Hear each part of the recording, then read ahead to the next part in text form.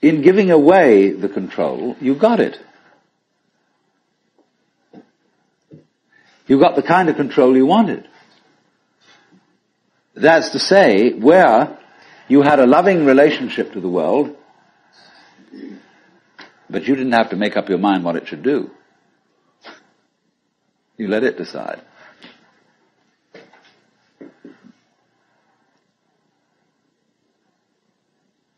Now, do you see that's how your bodies work? You don't have to make up your mind what your nerve cells are going to do. You've delegated all that authority. If the President of the United States has to lay awake at nights thinking what every official under his command is going to do, he can't be president.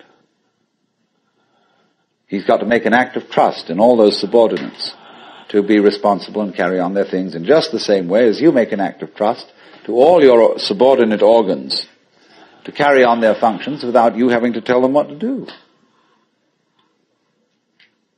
And this is the secret of what we will call organic power as distinct from political power. Lao Tzu puts it in this way: the great Tao flows everywhere, both to the left and to the right. It loves and nourishes all things, but does not lord it over them. And when merits are accomplished, it lays no claim to them. The more, therefore, you relinquish power, trust others, the more powerful you become, but in such a way that instead of having to lie awake nights controlling everything, you do it beautifully by trusting the job to everyone else. And they carry it on for you. So you can go to sleep at night and trust your nervous system to wake you up in the morning. You can even tell it, I want to wake up at 6 o'clock, and it'll wake you up just like an alarm clock. This seems a sort of paradox to say this, but the principle of unity, of coming to a sense of oneness with the whole of the rest of the universe, is not to try to obtain power over the rest of the universe. That will only disturb it and antagonize it and make it seem less one with you than ever. The way to become one with the universe is to trust it as another, as you would another, and say, let's see what you're going to do. But in doing that, you see, in saying that to everything else that you have been taught to think is not you, you are also saying it to yourself.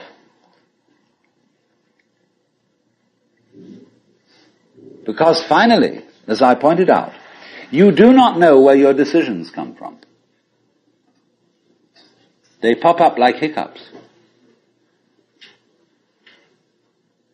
And when you make a decision, people have a great deal of anxiety about making decisions. There's this guy farmer, who ordered a help man to come in, and found he was an extraordinarily efficient worker, because the first day he put him on sawing logs. And he sawed more logs than anybody had ever sawed. It was fantastic. But it was all done in one day. So the next day he put him on to mending fences. And there were all kinds of broken fences around the farm, and in one day he had the whole thing done. So he thought, what am I going to do with this guy? So he took him down into a basement and said, look, here are all the potatoes that have come in from this harvest. And I want you to sort them into 3 groups. Those that we sell, those that we use for seeding, and those that we throw away. So he left him at that. At the end of the day, the laborer came back and said, well, that's enough, mister. I quit. Oh, he said, you can't quit. I've never had such an excellent worker. I'll raise your salary. I'll do anything to keep you around here. I said, no. It's all right mending fences and chopping wood, but this potato business is decision after decision after decision after decision.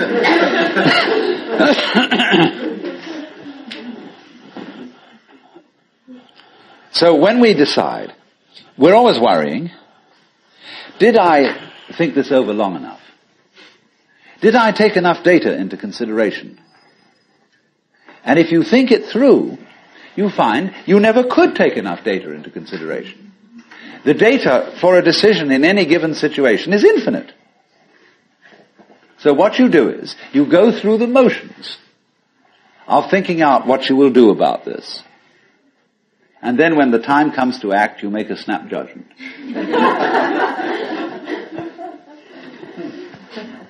I mean, I'm speaking a little extremely, making some fun of it and so on, because after all, we do occasionally get the vague outlines of things and make a right decision on rational grounds. But we fortunately forget the variables that could have interfered with this coming out right. It's amazing how often it works. But warriors are people who think of all the variables beyond their control and what might happen. So then when you make a decision, and it works out all right, I think very little of it has much to do with your conscious intent and control. But somehow or other, you are able to decide and control things more harmoniously if you delegate authority. That's why very great businessmen are those who can delegate authority.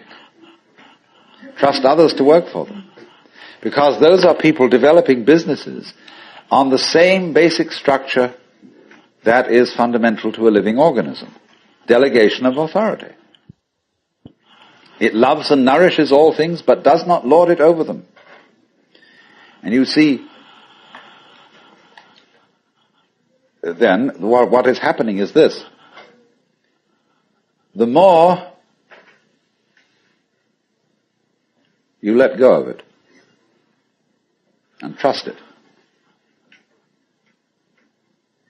as if it were quite other than you,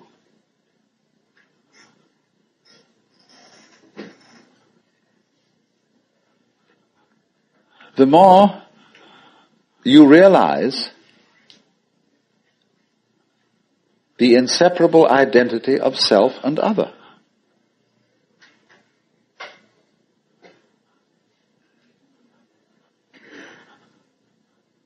To go back, if you try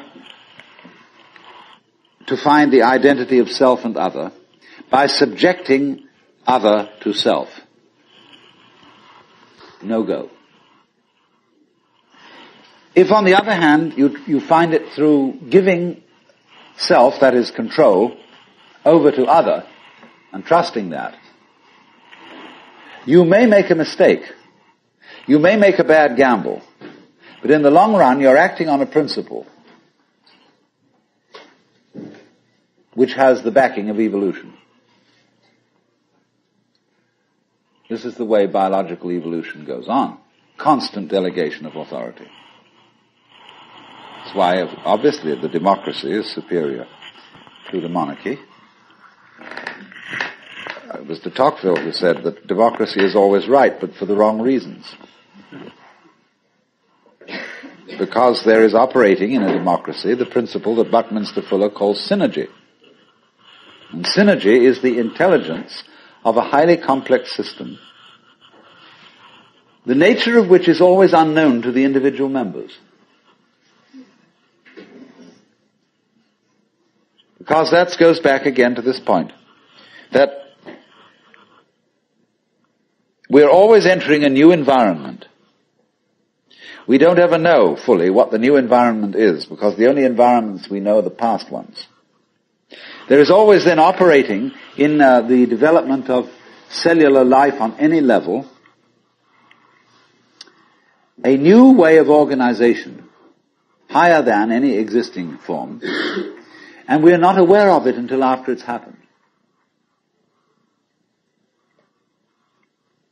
if you ever saw, for example, the film Kon-Tiki, this man figured out a few things as to how to make a balsa wood raft to sail from South America to the Pacific Islands. But once he had set this in motion, he discovered that all sorts of unexpected factors cooperated with him. That when the wood got wet, it expanded so that the ties bit into it and held it completely secure. He had never expected that. And he found that as he sailed along, a flying fish would simply alight flat on the deck every morning for breakfast. That all kinds of natural factors, it was just, he had touched a key where he was flowing with the course of nature, and everything cooperated with him. Because he had touched the key. He had made the act of faith. And he was just picking up, in other words, a practice which had been hundreds and hundreds of years ago, had been followed by others who had worked it out by their great ecological awareness.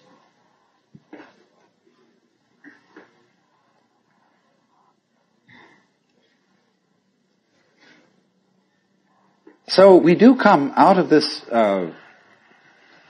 way of thinking to something which has, I would say, the most enormously creative and revolutionary social consequences.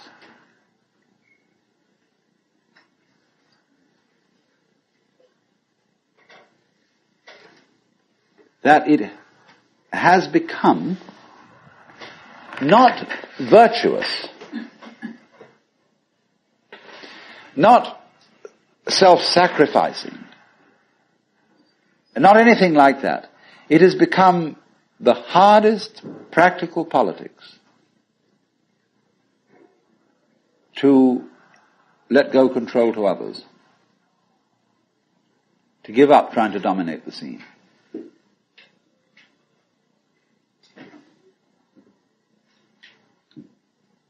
Also, in a parallel way, it has become at this time in our history very much hard practical politics.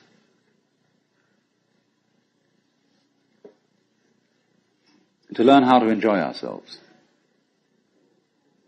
You can go to the Protestant people with their Protestant ethic who are against this kind of thing, and now say to them with great glee, it is your solemn duty to learn how to enjoy yourself. Why? Because in an age of leisure, people have really got to know how to enjoy themselves. Because if they don't, they'll smash the whole future of the human race.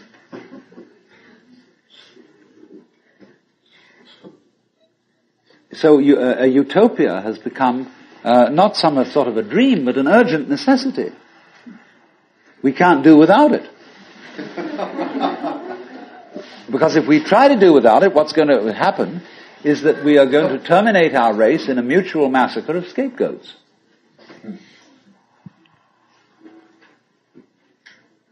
And so the present paranoia in the United States that is going on, where everybody is thinking up a new scapegoat and how great it will be to demolish them or get them out of power. All this kind of bickering and right and left politics has become irrelevant.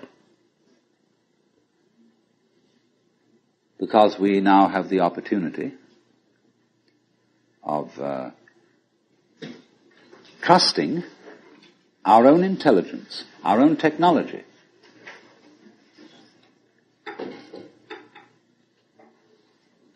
To take the risk of doing what we want, which will work to the extent that we realize that what I want, basically, what I really want is what you want. And I don't know what you want. Surprised me.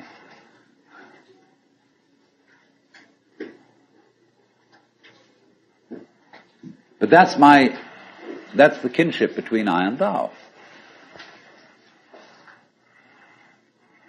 So when I ask, I go right down to the question, should we start it with, what do I want? The answer is, I don't know. When Bodhidharma was asked, who are you? Which is another form of the same question. He said, I don't know. Planting flowers to which the butterflies come. Bodhidharma says, I know not. I don't know what I want. Well, when you don't know what you want, you've reached the state of desirelessness.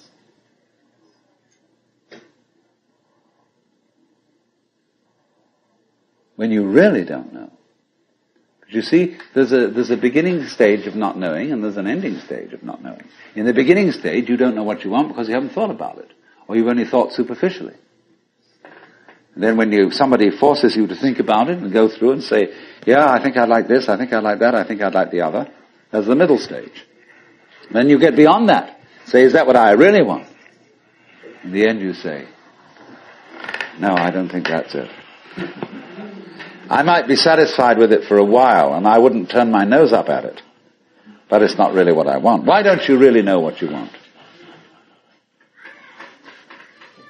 2 reasons that you don't really know what you want. Number 1, you have it. Number 2, you don't know yourself. Because you never can. The Godhead is never an object of its own knowledge. Just as a knife doesn't cut itself, fire doesn't burn itself, light doesn't illumine itself. It's always an endless mystery to itself. I don't know. And this I don't know, uttered in the infinite interior of the spirit,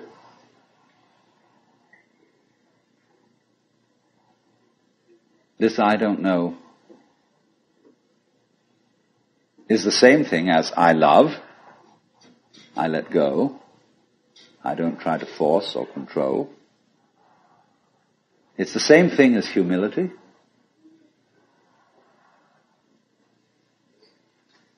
And so the Upanishads say, if you think that you understand Brahman, you do not understand. And you have yet to be instructed further. If you know that you do not understand, then you truly understand. For the Brahman is unknown to those who know it, and known to those who know it not.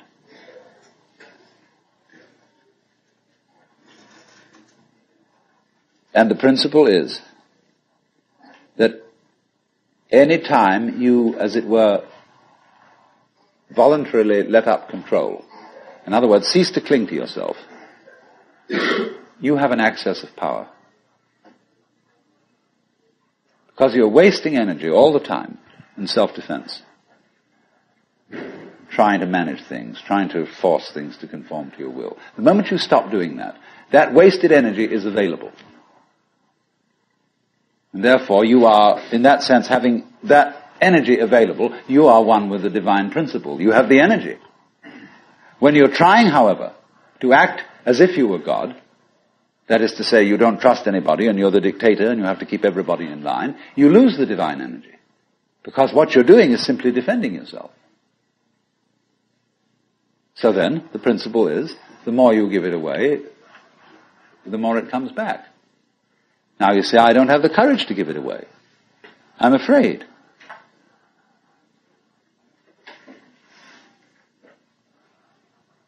And you can only overcome that by realizing, you better give it away because there's no way of holding on to it. The meaning of the fact, you see, that everything is dissolving constantly, that we're all falling apart, we're all in a process of constant death, and that the worldly hope men set their hearts upon turns ashes, or it prospers, and like snow upon the desert's dusty face, lighting a little hour or two is gone. You know, all that Omar Khayyam jazz. You know, the cloud-capped towers, the gorgeous palaces, the great globe itself, I, all which it inherits, shall dissolve, and like this insubstantial pageant faded, leave not a rack behind. All falling apart. Everything is. That's the great assistance to you. See, that fact that everything is in decay is your helper. That is allowing you that you don't have to let go because there's nothing to hold on to. It's achieved for you, in other words, by the process of nature. So once you see that you just don't have a prayer, and it's all washed up, and that you will vanish and leave not a rack behind, and you really get with that, suddenly you find you have the power. This enormous access of energy. But it's not power that came to you because you grabbed it. It came in entirely the opposite way. And power that comes to you in that opposite way is power with which you can be trusted. Of course, what we've been talking about is not so much a set of ideas as an experience, or shall we say experiencing. And this kind of seminar, in comparison with encounter groups or workshops of various kinds, or experiments in sensory awareness, is now being called a conceptual seminar. Although I'm not talking about concepts.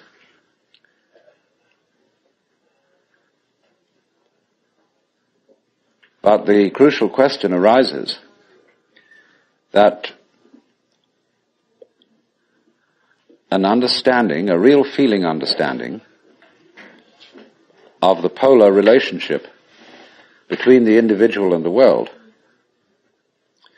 is something that operates, as we say, in your bones, and isn't just a view that you hold or a belief that you hold.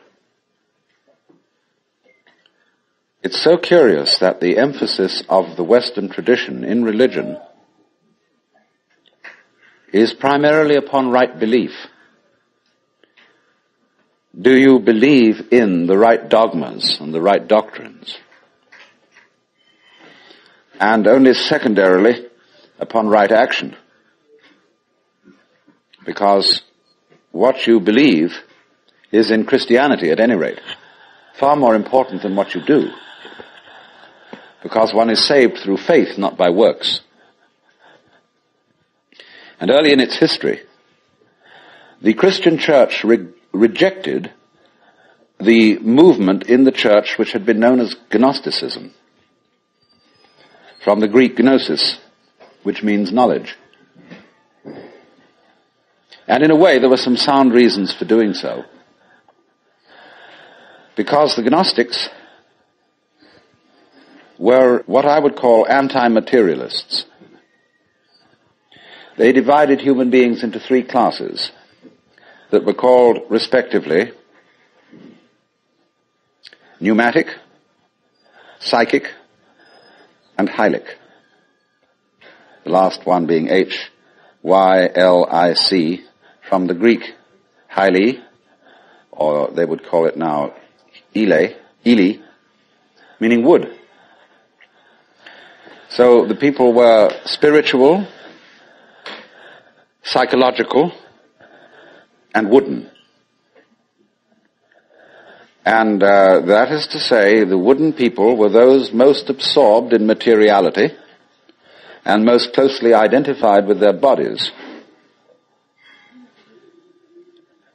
And Orthodox Christianity rejected this sort of distinction because of the perfectly correct idea that material existence is not inconsistent with spirituality. This is something which most Christians have forgotten. But they do believe as the central principle of Christianity in what's called the incarnation. That in the Jesus of Nazareth, Almighty God did in fact become material, become human. And by this process, initiated a transformation of the cosmos. In the words of Saint Athanasius, God became man, that man might become God. And you don't hear that from the pulpit very often. The Christian church therefore emphasized pistis or faith as against gnosis or knowledge. Because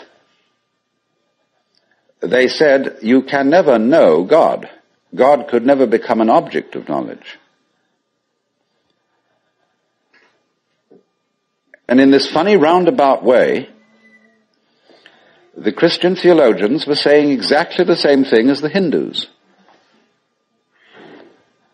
Only the Hindus do call this knowledge of God through faith, they call it jnana, which is the same as the Greek word gnosis. But just to give you a little sidelight on how words get mixed up in their meanings, we now have a class of person called an agnostic. And an agnostic generally means a person who doesn't commit himself to any beliefs about the ultimate nature of things. He just says he doesn't know. But the original word, agnosia in Greek, meant a special kind of knowledge. It was called the dark knowledge of God. The knowledge of God in the cloud of unknowing, to use the title of a mystical treatise written by an anonymous 14th century English monk. This monk derived his ideas from a very mysterious figure who wrote under the name of Dionysius the Areopagite. Dionysius was a 5th or 6th century Syrian monk who had learned his mysticism from Porphyry, who got it from Plotinus, who was a Neoplatonist, and who probably got a great deal of stimulation from the intellectual world of Alexandria. And Alexandria, in the early years of the Christian era, was a tremendous exchange place between East and West. Buddhist monks visited Alexandria. It was one of the great centers of trade between Rome and India. And as you may know, all Rome's gold eventually went to India for the purchase of pepper. And as a result of this, the Roman economy collapsed. They bought too much luxury from India. India, in exchange, got Roman architecture. And you'll see a lot of Roman architecture in Indian temples. But Alexandria was the great center for the Gnostics and for Christian theology. And some of the greatest theologians, Clement, Origen, Athanasius, St. Cyril, all worked out of Alexandria. Well, now going back to this strange monk, Dionysius, it was he who first put around the idea in Christian circles that there was such a thing of the knowledge as the knowledge of God by faith. By agnosia, really, by unknowing. And he, in a book which he wrote, very short book called the Theologia Mystica, he wrote a treatise on the higher knowledge of God, which might be quoted directly from the Upanishads, in certain parts of it. The last section of it reads like the Mandukya Upanishad, because it's a series of negations. It says what God is not. And he goes very far, because he says that God is not one. He says our idea of unity falls far short of what God is. So does our idea of Trinity. So does our idea of spirit, our idea of mind, of justice, of love. All these things are not really God. And he says in another place, if anybody, having seen God, understood what he had seen, what he would have seen would not have been God, but some creature of God, less than God, some sort of angel or something like that. It's perfectly amazing to consider the influence that this man had. for writing under the name of Dionysius the Areopagite, he became identified, you see, with St. Paul's first convert in Athens. And legend has it that he was the first bishop of Athens and was martyred in Gaul, where he's known as St. Denis.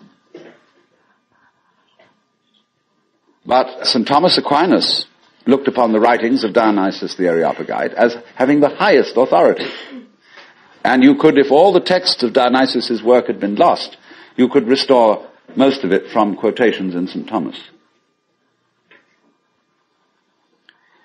He wrote really two very important books. One was the one I said, the Theologia Mystica. The other was called the Divine Names. And these two books presented the two phases of his theology. The book called the Divine Names was a discussion on the nature of God in terms of what God is like, by analogy. And this kind of knowledge of God he called kataphatic. From the Greek pheme, to speak or say, kata, meaning to say according to, that is to say, to speak by analogy. Where he used, though, entirely negative language about God, this sort of discourse was called apophatic. And the word apo meaning away from, to talk away from. Just as a sculptor, when he makes an image, reveals the image by removing stone. And so Dionysius explained that one attains the knowledge of God by discarding concepts. Which is exactly what the Hindus mean when they say, of God one can only say neti, neti, not this, not this. Not any conception. Thus in Hindu philosophy, the highest state of consciousness in samadhi is called nirvikalpa samadhi, which means literally non-conceptual. Vikalpa means a concept. Nir is a negation. So the non-conceptual knowledge. Now, people have greatly misunderstood this. They have imagined that unknowing the state of the highest contemplation was the acquisition of a blank mind, from which you first discarded thought, you went on to discard perception, you went on to discard any kind of sensory content in awareness, until you were, so far as anyone could say, aware of nothing. And they supposed that this kind of catatonic state was mystical consciousness. This is often believed in India. If you go to the Vedanta Society and ask, what do you mean by nirvikalpa samadhi, they will tell you that the one in that state has no consciousness whatsoever of the sensory world. That he is completely absorbed, as you sometimes see Hindu holy men sitting in a state where they are blind and deaf to everything going on around them. The founder of Chinese Zen, known as Huineng, described people like that as no better than pieces of rock and lumps of wood. He said it's a very serious mistake indeed to confuse sunyata, the Sanskrit word for the great void, which is both the ultimate reality and the consciousness thereof. He said it's a great mistake to confuse it with nothingness. It is rather to be thought of as space, or like space, because space is not empty. It contains the whole universe. And so in the same way, the state of mind of a person who is truly enlightened is not empty. It contains everything. But, like space, it is not stained by what it contains. And it's often said in Zen imagery, you can't hammer a nail into space.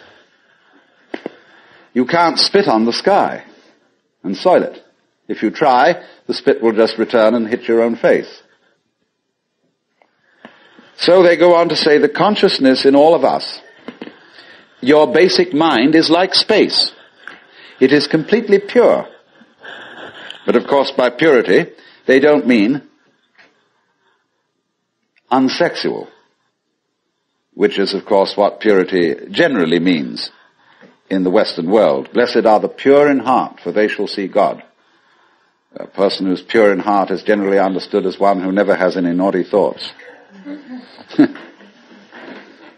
You know what naughty means?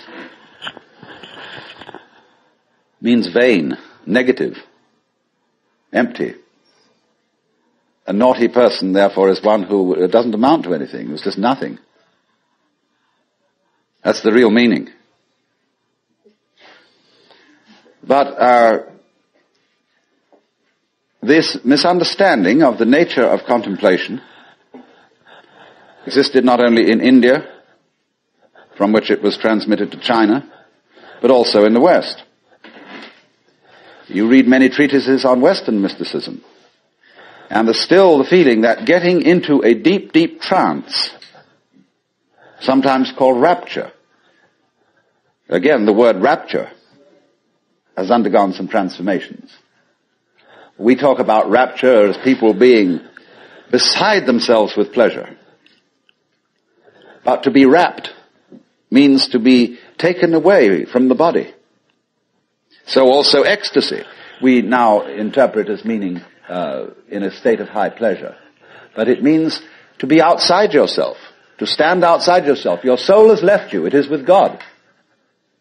As Arabs say of all crazy people, be kind to them. They're not here, their soul is with God. But actually, if it can be true, as Buddhists say, that nirvana and samsara are one, and if it can be true, as Christians say, that the spirit can be made flesh, the word can be made flesh, then obviously the highest form of man is not sitting in a trance like a lump on a log, with a perfectly blank mind. Because if that were the highest state of consciousness, it would be an exclusive state of mind.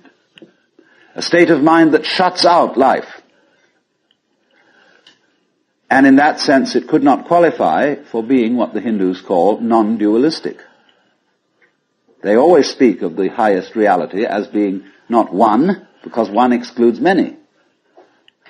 Not nothing, because nothing excludes something. Not being, because being excludes non-being, and vice versa. And so they use this word non-dual to mean that which doesn't exclude anything, which, as it were, has no outside. As we say, space has no outside. You can only have outsides inside space. You can't have any outsides outside space. There is no outside space, even though space may be curved and finite.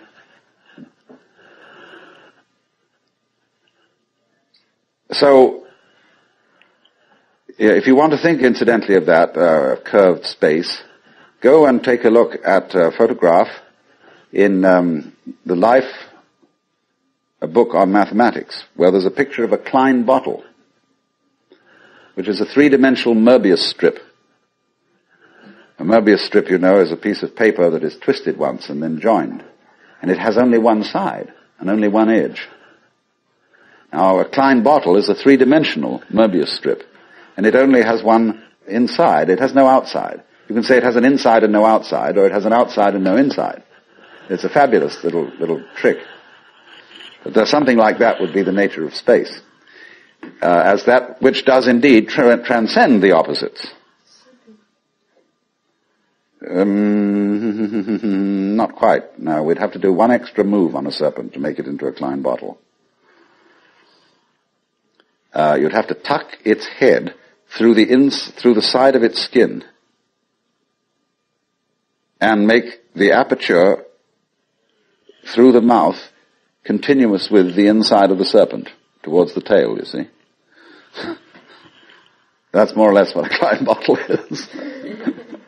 So,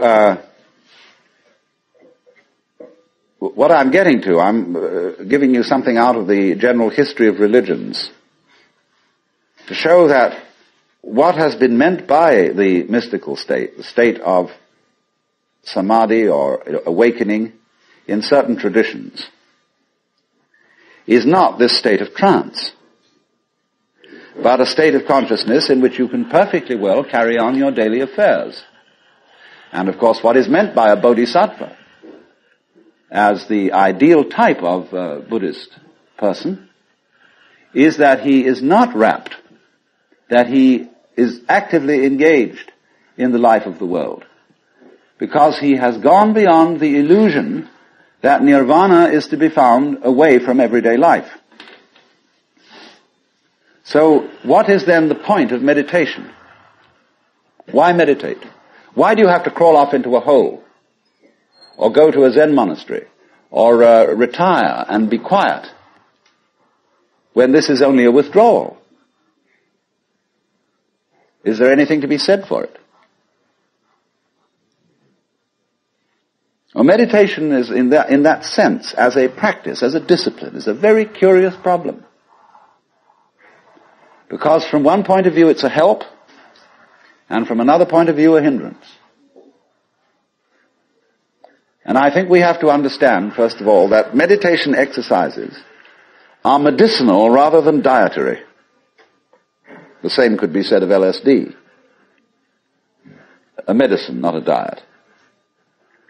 Something that is described in Zen as when you want to open a door, or summon someone to open the door for you, you pick up a brick and you knock on the door, but you don't carry the brick into the house. When you need a raft for crossing a stream, you cross the stream on the raft, but you leave the raft on the bank at the other side. You don't go carrying it around. But a lot of people, when they get into meditation, or they get into religion, or into any kind of exploration of this sort, turn the door into a revolving door and keep on going round and round and round and never get through. They say, what a gas it is to be in this revolving door. So I think a good definition of a parasite is the person who goes through a revolving door on someone else's push.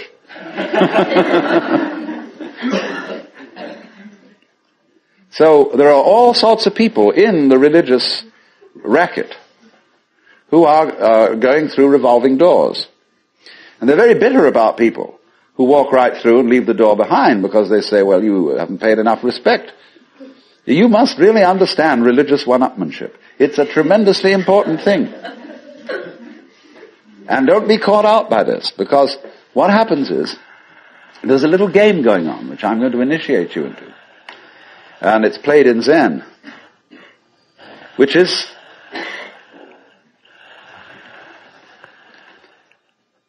it works like this.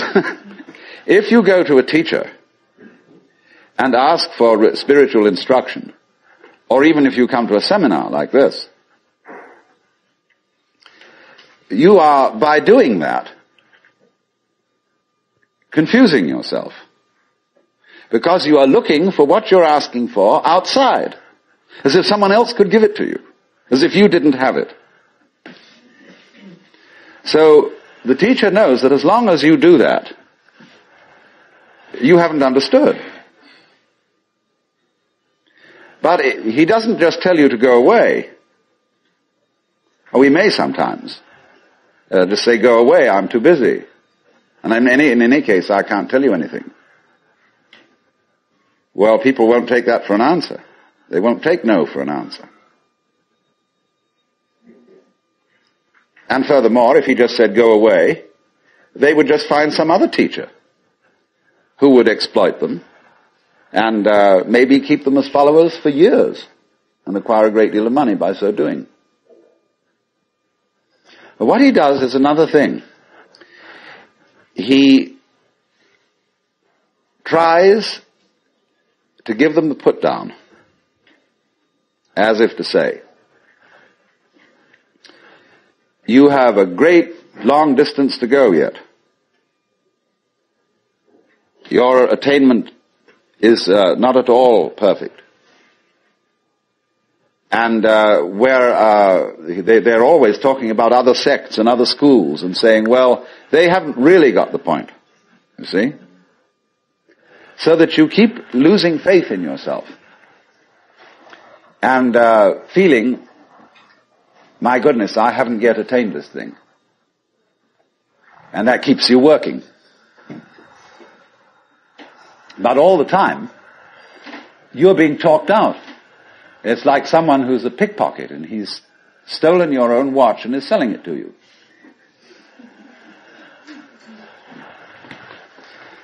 But just so long as you can be talked out of yourself, you deserve to be. I had once.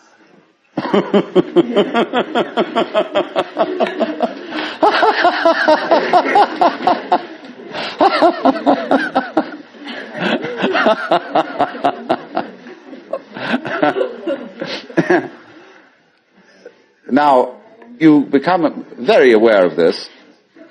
If you ever do momentarily slip into some sort of mystical experience, you become aware of this tremendous gamesmanship going on. And you see it as sort of continuous with all sorts of cosmic games that are going on, of creatures eating other creatures up, and the creatures that get eaten, of course, transform themselves into the creatures that eat them, and then in turn eat other creatures. And you see the whole hide-and-seek game going on, and then you realize very clearly that the state of development that you are in now is no better and no worse than anybody else's state. Because it's like space again. Which planet is in, or which star is in the best position? Well, it's all equal. They're all in the middle. Any one can be considered as the center one. Any point on a sphere is the center of the surface of the sphere. So, in the same way, everybody, in all his behavior, whatever he's doing, whether we call him from a certain point of view sick, or whether we call him healthy, whether we call him good or bad, neurotic, normal, psychotic, sane, all the manifestations are just like the leaves on the trees. And in each being in a unique way is, as Christians would say, manifesting the will of God. So, there really, from that point of view, you see, there is nothing to do to attain Buddhahood. Nothing at all. But you see, that's very difficult to understand, because a lot of people, when they hear that there's nothing to do, try to do nothing. And you can't. Because you are karma, and karma means action. You can't do nothing. But the thing you're looking for, or think you're looking for, is what you're doing. Is what's called you. Only, of course, as we all know, we've got ourselves into the idea that oneself is so difficult to see. Because it's like, as I've often said, trying to bite your own teeth or look into your own eyes, and you can't find it. It's always behind. It's like your head is, from the optical point of view, a blank space. Neither light nor dark. It's right in the middle of everything.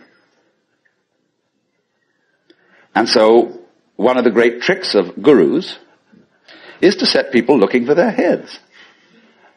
There's a famous story of a king in India in ancient times called Yajnadatta.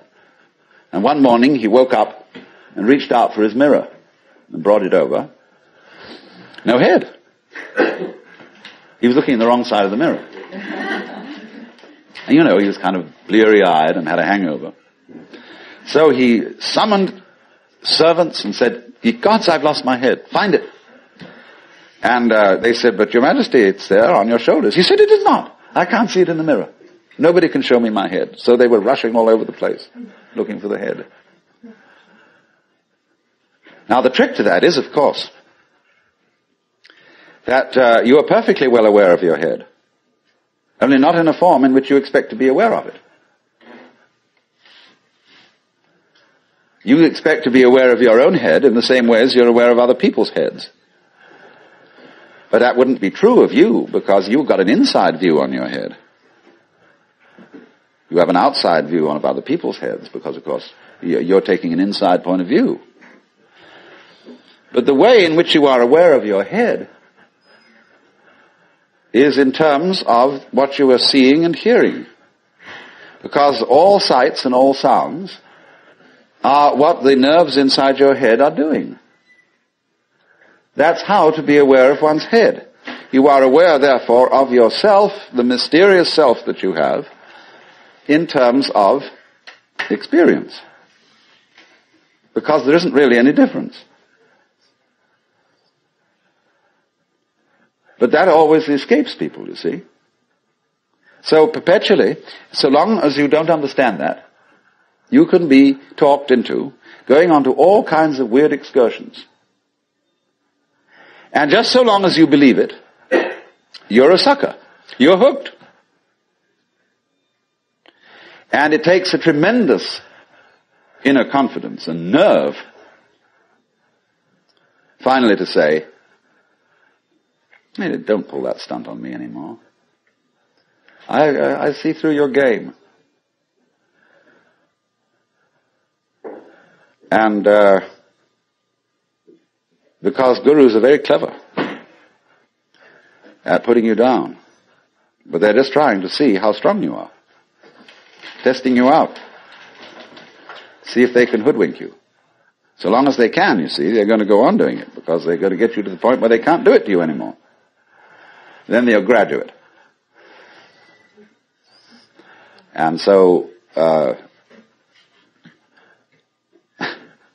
one of Rinzai's students, after he saw through it, said, well, there wasn't much in Rinzai's Buddhism after all. Of course there wasn't.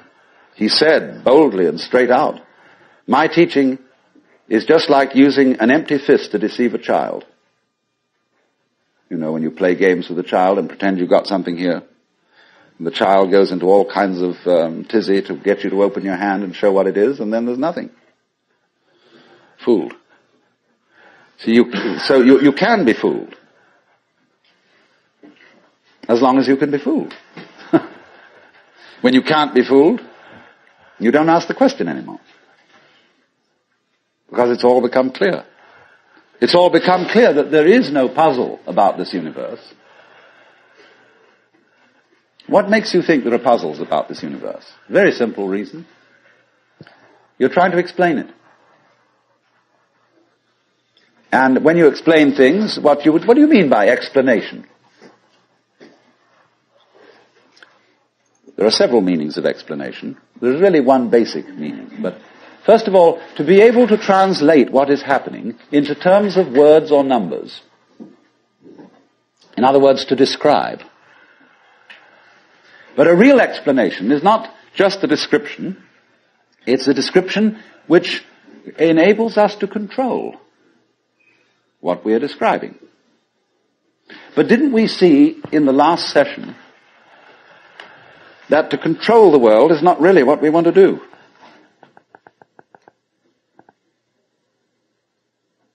So that if all explanations have as their function enabling us to control things, then maybe an explanation isn't what we wanted. And furthermore, you can very simply see that what makes things complicated is explaining them. When somebody explains to you how a flower works, and he's a great botanist, and analyzes all the innards of a flower, and shows the channels, the fibers, the processes of reproduction, and so on that go on in it, everybody stands fascinated. Said, how complicated that is. How clever God must have been to create that flower, to have all that complexity going. It isn't complicated at all. It's only complicated when you start thinking about it. Because the vehicle of words is a very clumsy one. And when you try to talk about the processes of nature, what is complicated is not the processes of nature, but trying to put them into words. That's as complicated as trying to drink up the ocean with a fork. It takes forever.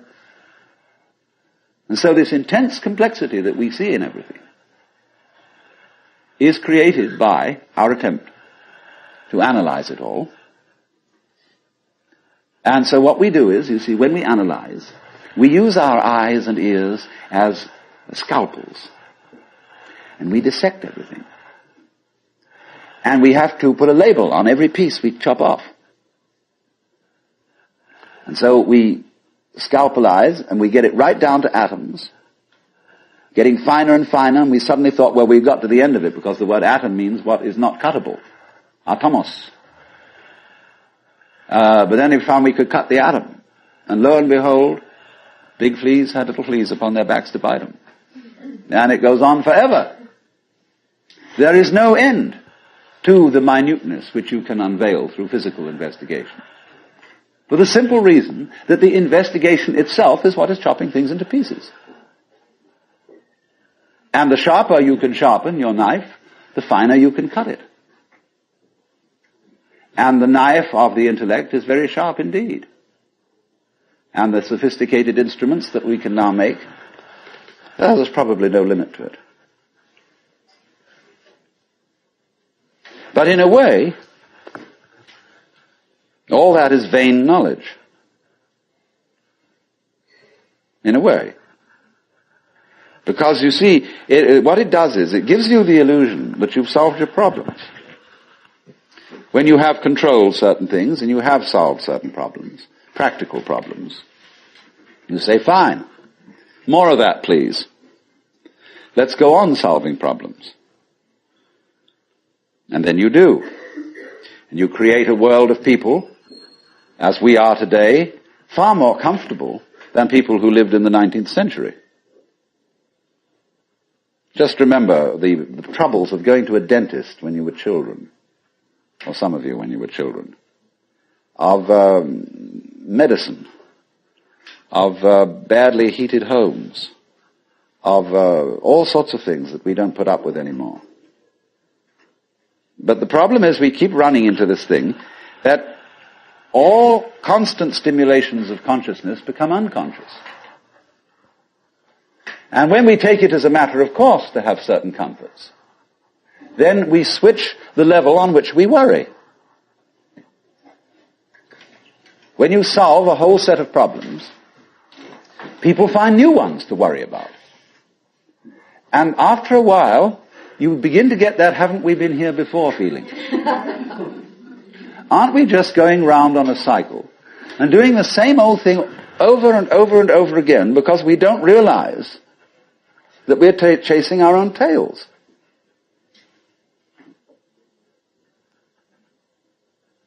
By an eternally recurrent process of not knowing who you are.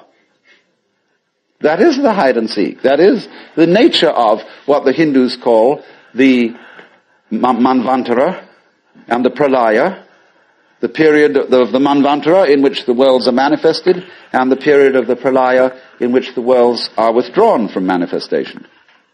In and out, in and out. Evermore came out by the same door as in I went. And the thing is to get to the point where you can see that you are doing that in every moment of your existence, with every tiny little atom of your body. You now, at this minute, you see, are the whole system of inning and outing. In other words, you often think perhaps, maybe a long, long time ahead, I shall reach the point where I wake up from manifestation and overcome the world illusion and discover that I am the supreme reality behind all this diversification. My friends, there is no diversification.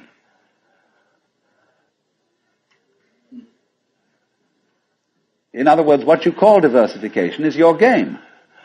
In the same way as you chop the thing and then you say it is made of pieces. Because you forget that you cut it. And so when you see the world as complicated, and that there are life problems, and that you might one day succeed. See, hundreds and hundreds of people are running like mad after something that they call that is success, and they have no idea what it is. So in exactly the same way, the guru is keeping you running and running after spiritual attainment. You don't know what you want. This is where Krishnamurti is so clever. Because he says, if you ask me for enlightenment, how can you ask me for enlightenment? If you don't know what it is, how do you know you want it? Is that any concept you have of it will be simply a way of trying to perpetuate the situation you're already in. If you think you know what you're going out for, all you're doing is you're seeking the past. What you already know, what you've already experienced. Therefore, that's not it, is it? Because you say you're looking for something quite new. But what do you mean new? What's your conception of something new? Well, you figure I can only think about it in terms of something old. Something I once had. So he doesn't say anything. He doesn't indicate anything positively. Everybody says, why are you so negative? Why don't you give us something to hang on to? Well, if the simple answer is it would be spurious. You don't need anything to hang on to. You're it. You don't need a religion. But then you say, well, what is all this religious stuff about then? Why don't we just forget it? You can try. By all means. Just go away. Don't go to gurus. Don't go to church. Don't enter philosophical discussions. Forget it. But then you'll realize that by having consented to forget it, you're still seeking. What a trap. What can you do? You see, if you stay here and listen to me or to anyone else who comes around here, you're fooling yourself. But if you go away, you're fooling yourself too. Because you still think that's going to improve your situation. It won't. And therefore, when you discover that it doesn't, you'll think, well, maybe it was a mistake to go away, and you come back to the guru. And he looks at you and says, you are very undisciplined, very inferior student. And you need to apply yourself. Well, as I explained what he's doing. But it comes down in a way to a sort of contest with the guru. You see? Will you call his bluff? You're afraid to. Because you might discover that if you do call his bluff, he's no better than you are. Well, that's what you're supposed to find out. But without being cynical about it. He's as divine as you are. But you've got to call the bluff. There's going to be a showdown. And it's a double bind. The whole situation's a double bind. Because it doesn't do any good to stay here, and it doesn't do you any good to go away. Either to do something about it or to do nothing about it. Now then, there's something else. When you understand that, and when you realize that there's nothing to realize, well, it's all here. Then what are you going to do? Well, of course, this is the sense of a Zen poem. Supernatural activity and marvelous power. Drawing water, carrying fuel. You know? Do whatever one does as a human being. But there's a little element of Philistinism in that. It's like when a child is pestering father or mother with all sorts of questions. They finally get down to the deepest metaphysical problems. They say, oh, shut up and eat your donut.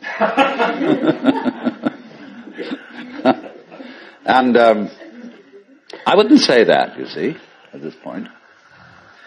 Because life as one looks at it, you see, is in fact a celebration of itself. When you look out at night at the stars and you really wonder, good God, what is all that about? Well, it's a firework display. And it's celebrating High Holy Day. It's whoopee. And the whole world is whoopee. It's a kind of exuberance. And therefore the proper function of religion is digging this. It's not seeking. It's not seeking anything, but is, in a way, thanksgiving. That's why, of course, the Christians were right in calling the Mass the Eucharist, the thanksgiving. Only they had such a complicated way of thinking about it that nobody could understand it. So there, in religion, all religious exercises, whether they are meditative or whether they are ritualistic, are whoopee. They are not something you do in order to attain anything. They are like art forms, like dancing. They are expressive of attainment, of the attainless attainment. So here's another hang-up for you. When you go to Mr. Suzuki, who runs the Zen Center, he's a good disciple of Dogen, who brought Zen, a certain school of Zen to Japan in the 13th century. Dogen said, you can't sit and meditate unless you're already a Buddha. In which case, why meditate? Well, meditation is just the way a Buddha sits. And he called this sitting just to sit, not to attain enlightenment. Because the minute you do that, you see, you're not meditating.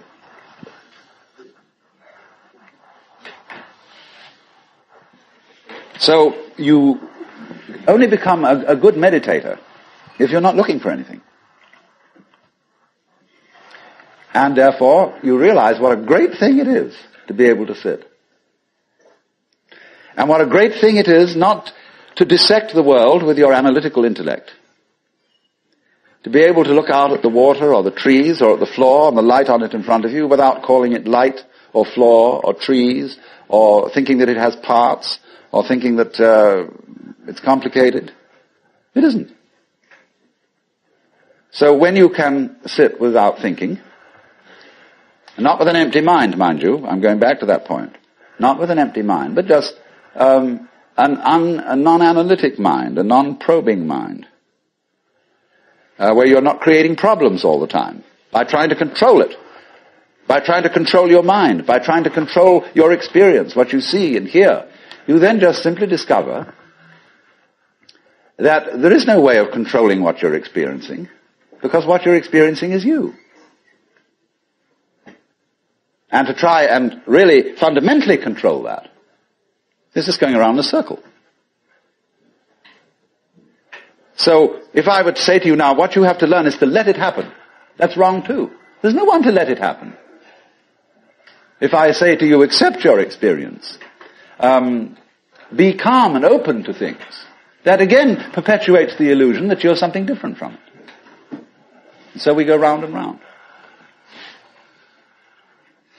But if there are some people who want to get together, and like we would get together to play poker, or to have a walk, go fishing, or sail a boat, if there are some people who want to get together to meditate, and to have rituals, and to chant, great.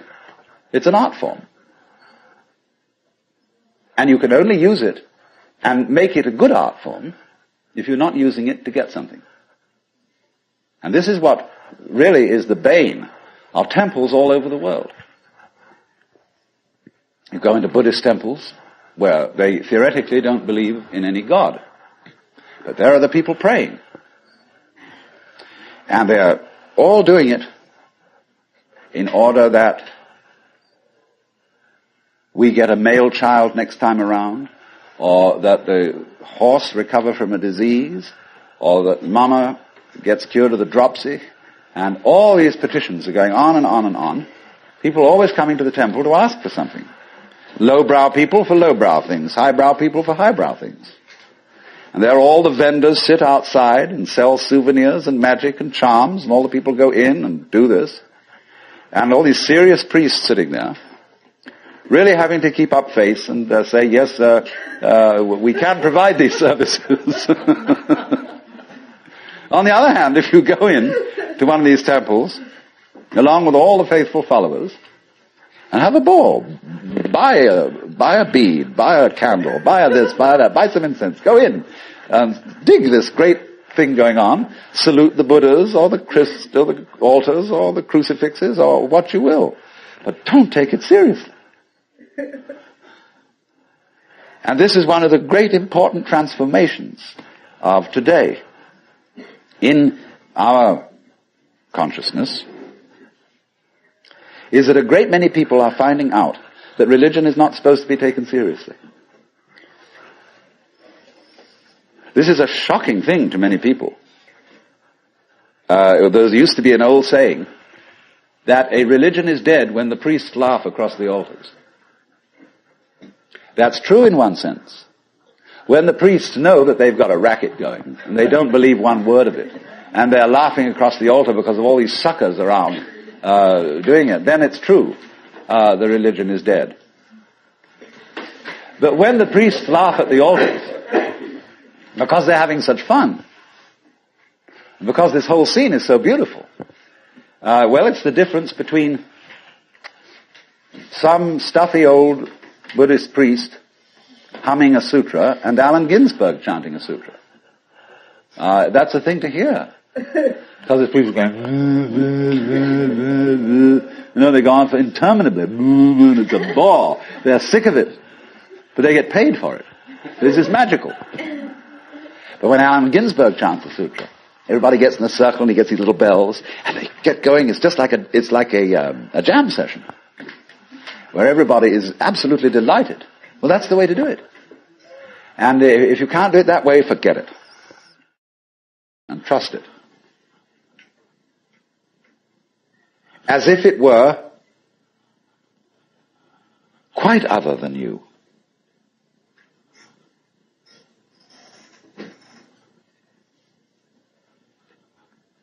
The more you realize the inseparable identity of self and other.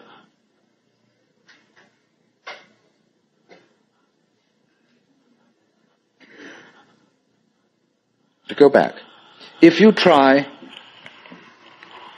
to find the identity of self and other by subjecting other to self, no go. If, on the other hand, you find it through giving self, that is control, over to other, and trusting that, you may make a mistake. You may make a bad gamble. But in the long run, you're acting on a principle which has the backing of evolution. This is the way biological evolution goes on. Constant delegation of authority. That's why, obviously, the democracy is superior to the monarchy. It was de Tocqueville who said that democracy is always right, but for the wrong reasons.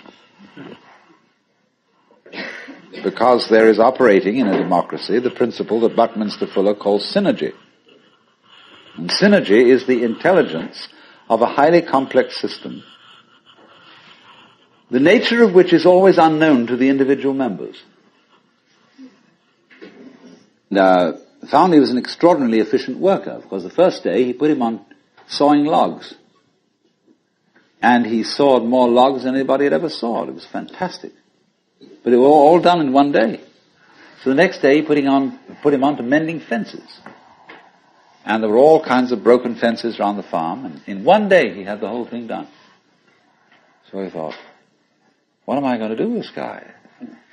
So he took him down into a basement and said, look, here are all the potatoes that have come in from this harvest. And I want you to sort them into 3 groups. Those that we sell, those that we use for seeding, and those that we throw away. So he left him at that. At the end of the day, the laborer came back and said, well, that's enough, mister. I quit. Oh, he said, you can't quit. I've never had such an excellent worker. I'll raise your salary. I'll do anything to keep you around here. I said, no. It's all right mending fences and chopping wood, but this potato business is decision after decision after decision after decision.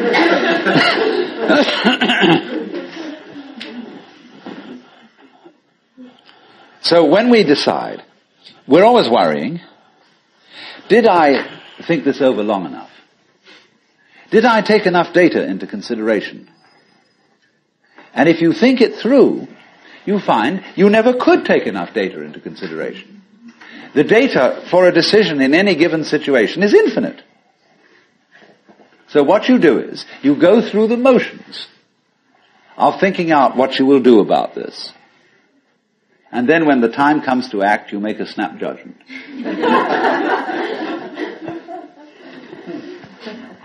I mean, I'm speaking a little extremely, making some fun. In giving away the control, you got it. You got the kind of control you wanted. That's to say, where you had a loving relationship to the world, but you didn't have to make up your mind what it should do. You let it decide.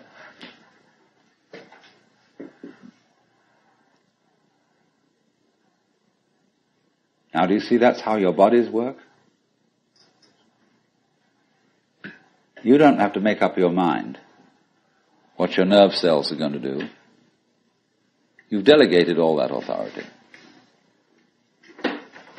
If the President of the United States has to lay awake at nights thinking what every official under his command is going to do, he can't be president. He's got to make an act of trust in all those subordinates to be responsible and carry on their things in just the same way as you make an act of trust to all your subordinate organs to carry on their functions without you having to tell them what to do. And this is the secret of what we will call organic power as distinct from political power. Lao Tzu puts it in this way: the great Tao flows everywhere, both to the left and to the right. It loves and nourishes all things, but does not lord it over them. And when merits are accomplished, it lays no claim to them. The more, therefore, you relinquish power, trust others, the more powerful you become, but in such a way that instead of having to lie awake nights controlling everything, you do it beautifully by trusting the job to everyone else. And they carry it on for you. So you can go to sleep at night and trust your nervous system to wake you up in the morning. You can even tell it, I want to wake up at 6 o'clock, and it'll wake you up just like an alarm clock. This seems a sort of paradox to say this, but the principle of unity, of coming to a sense of oneness with the whole of the rest of the universe, is not to try to obtain power over the rest of the universe. That will only disturb it and antagonize it and make it seem less one with you than ever. The way to become one with the universe is to trust it as another, as you would another, and say, let's see what you're going to do. But in doing that, you see, in saying that to everything else that you have been taught to think is not you, you are also saying it to yourself.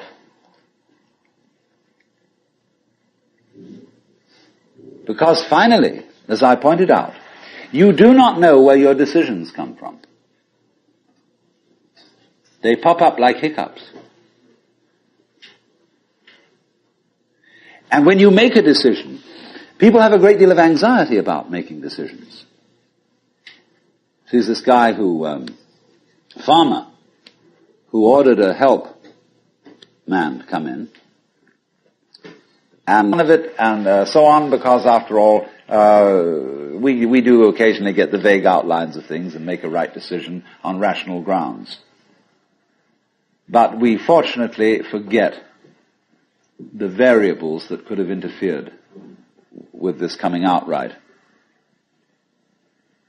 It's amazing how often it works. But warriors are people who think of all the variables beyond their control and what might happen. So then when you make a decision, and it works out all right, I think very little of it has much to do with your conscious intent and control. But somehow or other, you are able to decide and control things more harmoniously if you delegate authority. That's why very great businessmen are those who can delegate authority. Trust others to work for them. Because those are people developing businesses on the same basic structure that is fundamental to a living organism. Delegation of authority. It loves and nourishes all things, but does not lord it over them. And you see, then, what is happening is this. The more you let go of it,